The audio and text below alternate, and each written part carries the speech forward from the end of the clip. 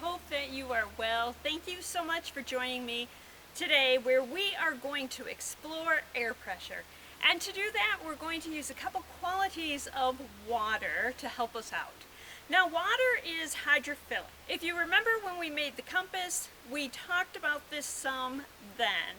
Water molecules are attracted to one another. And we can illustrate that by using drops of water. So if I take my glass of water and I sprinkle a few dots on this piece of plastic, I have this droplet of water here, and I can put the toothpick in there and kind of pull water from that droplet. So in order to get the water droplets to move apart, you have to exert an effort that is stronger than the bonds holding them together. And we are going to use that to help us explore air pressure. So what are we going to need to do that? Bottles, at least 24 ounces. Mine are about 32 ounces. They're a liter. Water to fill the bottles. Push pins, at least 4 or 5 for each bottle. You can also use food color. I am using it to help us see the water better. And paper towels in case there's any mess. I'm also using a tray to catch some of the water. So here's what we're going to do. Fill each of the bottles with water.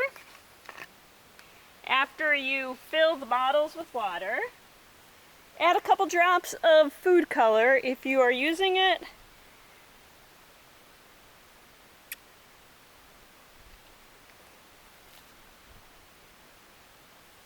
Then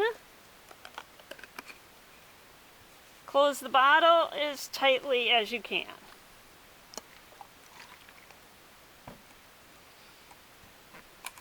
So I want to do 2 different things here, so I am going to use 2 different colors of food color.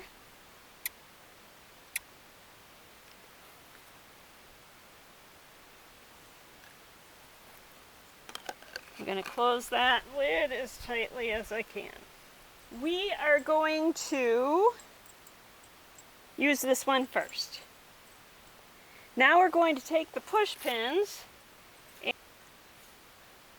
and without compressing the plastic, we're going to go about 1 inch up and put the push pins in.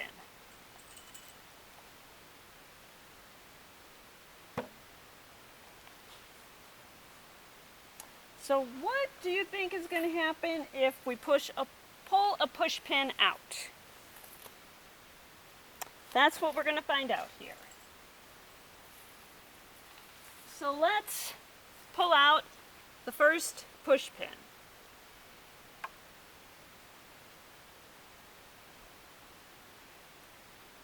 Okay, let's try pulling out another.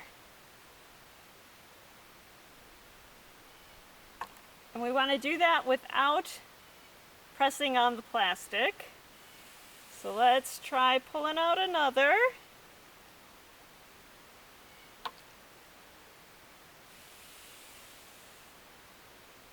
And then let's try pulling out the final one.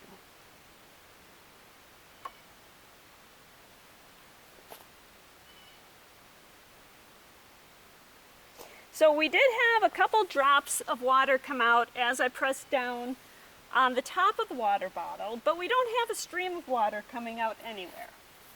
What's going to happen if I squeeze the bottle? Let's see.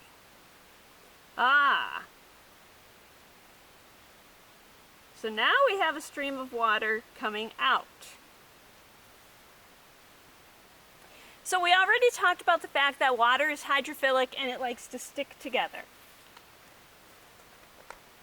So in order for the water to come out of the holes in the side, what we need to do is overcome the hydrophilic nature of the water. So when we squeezed the bottle, we increased the air pressure and that caused the water to run out. What do you think is going to happen if we remove the lid? And that's what we're going to do now. Let's remove the lid and see what happens.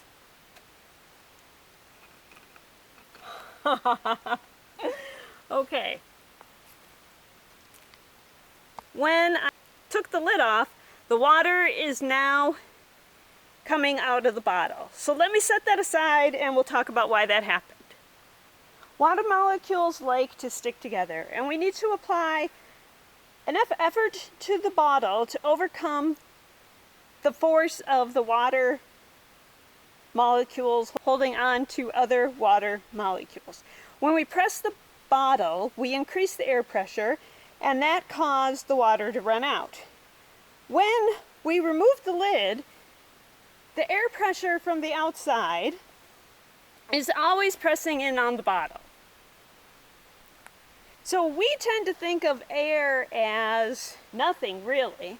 Air is not actually nothing. Air is made up of tiny particles, and those particles actually have a mass or a weight. We and everything around us experience the weight of the atmosphere all the time, but we are so used to it that we just don't notice it.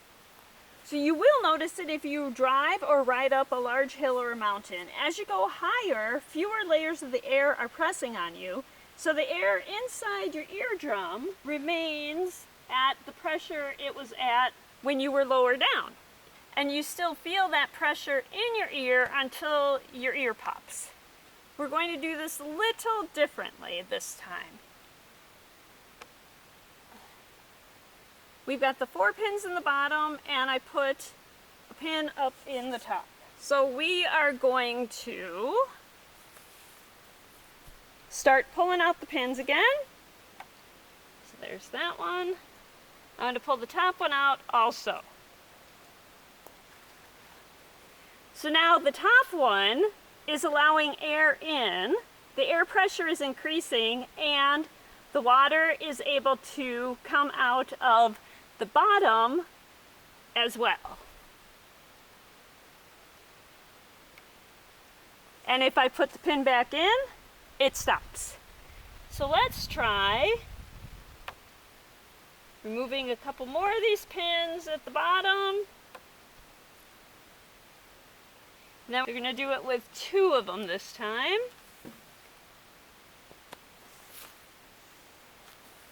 And I'm going to pull that top pin out again. And now those 2. The water's coming out of both of those 2. Put this top pin back in again. Let me find the hole.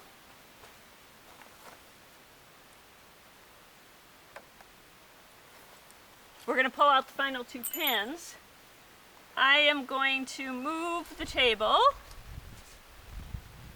and we will pull out this pin again, and there we go again. So because air is able to enter, the air pressure increases, and it causes the water to come out of the bottle. So I hope you enjoyed our exploration of air pressure today, and I hope that you'll give this activity a try. If you do, remember to do it in a place where you can get things wet, so either outside in the warm weather is always a good idea, or over a sink, or in a bathtub that can catch the water. Until next time, I hope that you keep exploring your world and using your creativity to improve it. And thank you.